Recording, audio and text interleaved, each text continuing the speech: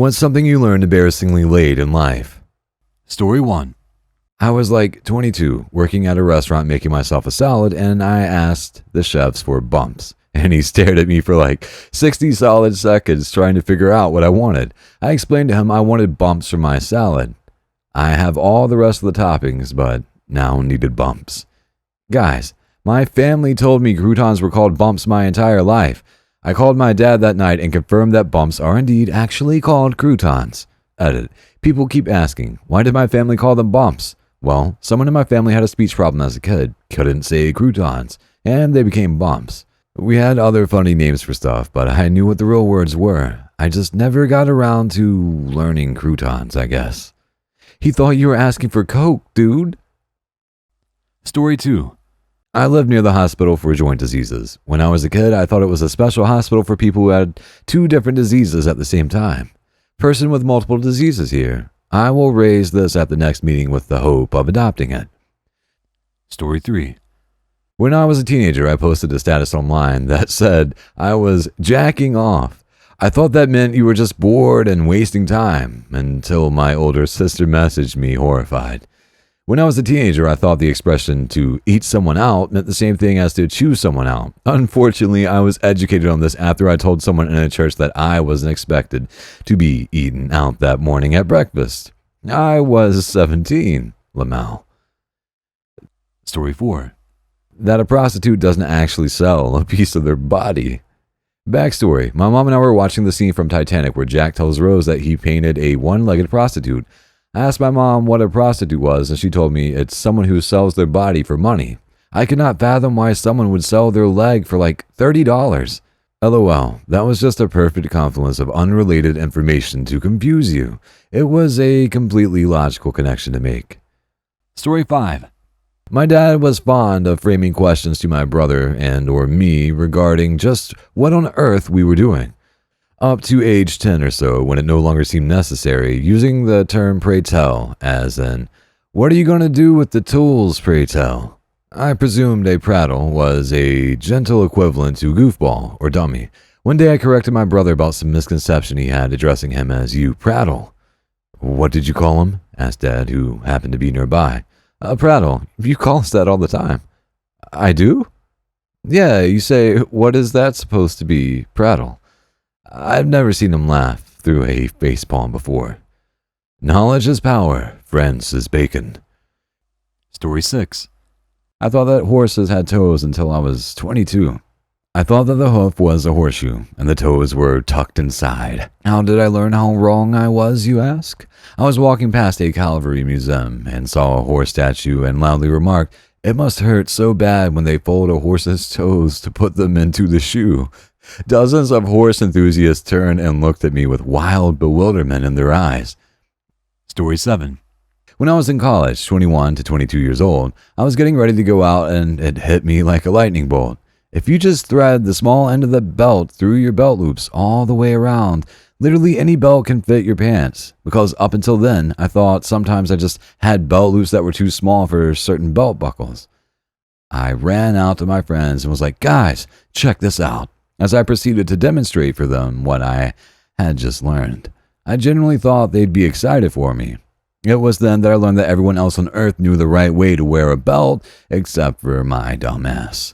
Unbelievable how many times up until then I spent trying to jam the buckle inside at first, and coming to the conclusion that I just needed bigger belt loops.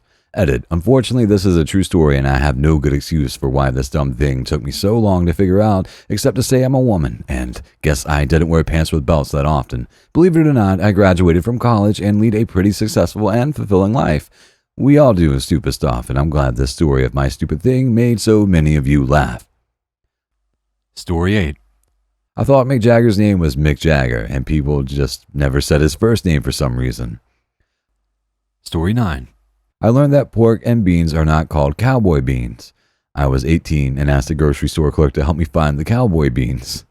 We were looking everywhere and I was getting frustrated because I know that every store carries these beans. After a while, I pick up a pork and beans can with a picture and say, see, it looks just like this. He says, you mean pork and beans. Then I realized that my mom called them that so I would eat them. The look of disappointment from that grocery store clerk haunts me to this day. Story 10. I thought that prima donna was pre-Madonna, and that it meant everything before the singer Madonna, and just assumed she was some kind of universal queen. I also thought it was pre-Madonna, but I thought it meant that the person was just starting to behave like Madonna, like they're pre-Madonna now and will eventually go full Madonna. Story 11. That you don't have to stand in the shower while the water warms up. A previous thread like this, years ago, someone said that they didn't know you were supposed to move the towel to dry off. Since on TV they just wrap it around them and walk around. They didn't like taking showers because it took almost an hour to dry after. Story 12. This is something my little sister did through high school. We were about 8 years apart, so we never overlapped in school. She's always been a straight A student, and I found out she worked extra hard because she wanted to catch up to me in school, so we could be in school at the same time. I almost cried. Edit, thanks for all the awards. Never had any of those before. You've made a girl with the flu feel a little better today. And for those of you who asked, yes, my sister not only caught up, but surpassed me. She's a beautiful young woman who graduated with high honors in psychology and is going on to complete a master's degree. Story 13. You don't have to rip the plastic top off of your new deodorant with your teeth or pliers or anything. You can just turn the base until it comes up enough to just take it off. Oh my God, I should return this master degree to the university. Story 14. My sister was in her 50s when she found out the meaning of, you have an addictive personality. She thought after all these years of therapy that it meant people were addicted to her personality. We laugh hysterically when we talk about this, in a very sad way. Story 15. Things aren't supposed to start getting blurry at about 15 to 20 feet. Learned I needed glasses at like 26 from one of these threads. Yes, people, you are supposed to be able to see individual leaves on trees. Hope someone else can be helped like I was. I'll never forget the first time I looked up into the night sky after I got glasses and realized that you can, in fact, see the moon clearly. I assume people who depicted it in art were taking creative license because they knew it should look like that for some reason, and that the human eye was incapable of seeing the moon without also seeing two other blurrier moons sort of overlapping it. It blew my mind. Story 16. I was probably 21 or 22 when I learned that whole milk is only 3% fat. I always thought it was 100%. And when I saw reduced as being 2%, I thought, why wouldn't they do 50% or somewhere in the middle? Would 100% fat not just be literal fat? Story 17. That a coma was a coma. Until I was probably 19, I thought it was a coma. I thought you fell into a coma. For the longest time, I thought astigmatism was astigmatism, so I think we cancel each other out. Story 18. That bonsai are not a species of tree, but a way to grow them. Any tree can be a bonsai. Story 19. Cocoa and cocoa are two different plants. Not one magical organism, lol. If one plant gave us both cocaine and chocolate, that would be a compelling reason to believe there is a God and that he wants us to fucking party. Story 20. Until I was in school for environmental studies, I thought morning dove was morning dove. I usually heard them calling in the morning, so morning made more sense to me. We sincerely appreciate you taking the time to watch our YouTube video. If you find our content helpful and enjoyable, please click the subscribe button to stay updated on any new videos we share in the future. Thank you once again, and we hope to see you in our next upcoming videos.